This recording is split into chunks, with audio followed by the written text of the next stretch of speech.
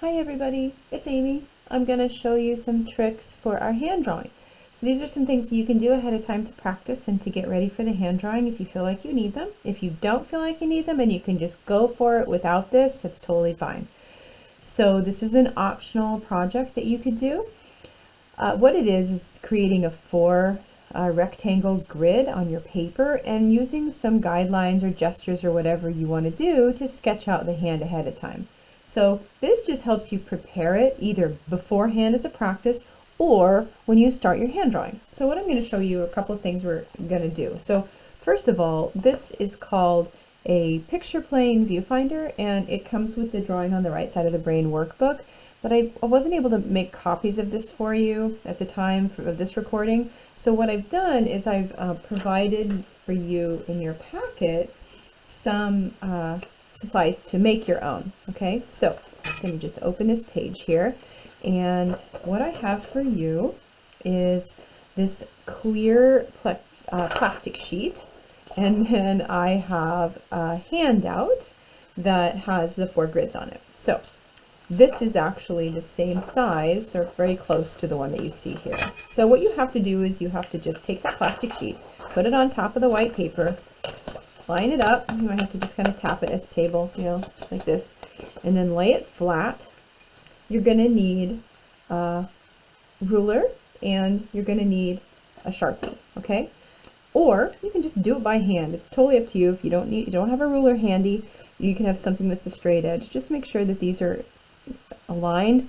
And then I would recommend maybe using some blue tape that I gave you. It's in your painting packet, and just tape the edges so the paper stays still. If you want to, you can just go right over it and draw. It doesn't matter if it's not perfect. Mine are not going to be perfect because I'm doing this by hand. It's totally fine. You just want a basic idea of the inside grid and the outside grid, okay? Use the side of the marker, it works better on the plastic. Also, it'll get on your hands a little bit. That's fine. Doesn't matter. Just if you don't want it to get on your hands, you can put gloves on or something. I don't know. Okay, almost there. It's not perfect, but who cares? I don't have enough space at my table to make this just right, but what this is just a guide. And I'm just going to do it a little faster to get it done. There we go. There's my grid. Okay? And so what you'll do is you want to air dry that just a little bit to make sure. It doesn't look great, but it is totally fine. Okay? So that's one way of doing it. Just, you know, shake it out, air dry it, make sure it's dry before you actually use it. If you are a perfectionist, use a ruler. So that's one way to, I'm going to show you how you use this. Another thing you could do, if you want to, is if you can just take your paper and lay it right underneath your sketchbook, and I can actually see through it.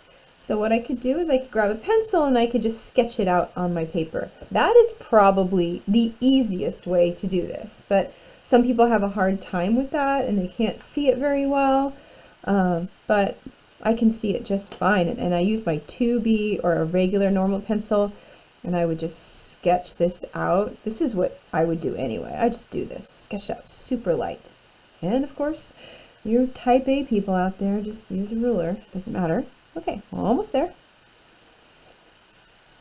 Okay, I used to do this in class as a required project, but it's just a technique that you have the option of doing. Okay, so there we go. I've got it mapped out. That's perfectly fine, and I'm going to set this aside.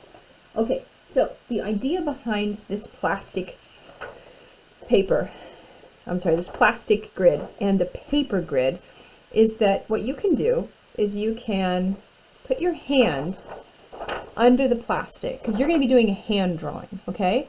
And so let's say I want my hand drawing to be like this. Maybe this is the pose I want for my hand. So I can hold my hand to the left or right, wherever I'm drawing, and I can actually look at this grid and I can draw what I see. So I know, I'm just going to hold this right next to it. I know that my thumb is just right in there. So I know that it's right in here. And what I can do is I can mark these off. Like this finger is going to come up to about right in here. So I can use guidelines to start marking out where my fingers are really located. So maybe this one is going to be about right there. That's the top of my thumb.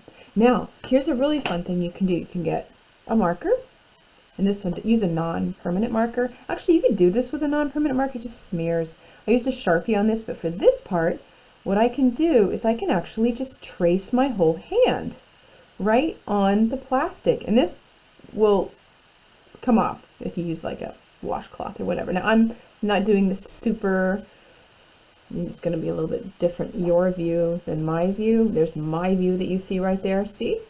I'm tracing over my hand, but I have to hold it at a weird angle here. You can add as many details as you like. I'm just going to do this really quickly. Normally I would spend lots of time. Maybe I'd put my lines of my hands in there. I got a lot of wrinkles. You probably don't. Oh my. And then when I show you at this angle, you'll see that's my hand. Now, what I can do is I can remove that, and I can actually see where my hand is supposed to go, and I can actually line it up with the marks that I've made underneath with pencil.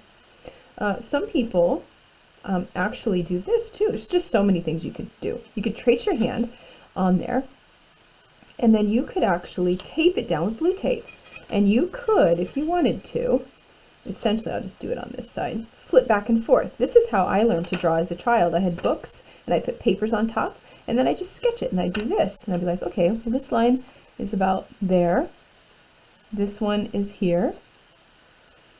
This is going at this angle, and it's just to get the basic idea down. Now, like I said, it moves a little, so tape it down with blue tape on 3 sides, and then the blue tape lifts without tearing the paper. So this is another way of kind of reproducing your hand drawing. If you're one of those people that's struggling with getting your hand actually down in pencil, that overall sketch, this is one way of doing it. Then what you do is you go in with your eraser and you erase those inside lines. Like, for example, for my hand, I would go in and I'd, start drawing, okay? And I'd bring out the lines and things like that. So transferring this onto there is one technique. Another way is to just hold it on here and just look and draw at the same time, okay? So that's what I would do to practice if you want to. And then if you want to start this for your hand drawing after you get the ground down, it's just a different technique. And here's another one that's a little bit more developed with the same idea. It's just a little bit of a different pose with the hand. Okay, I hope that helps. Give it a try.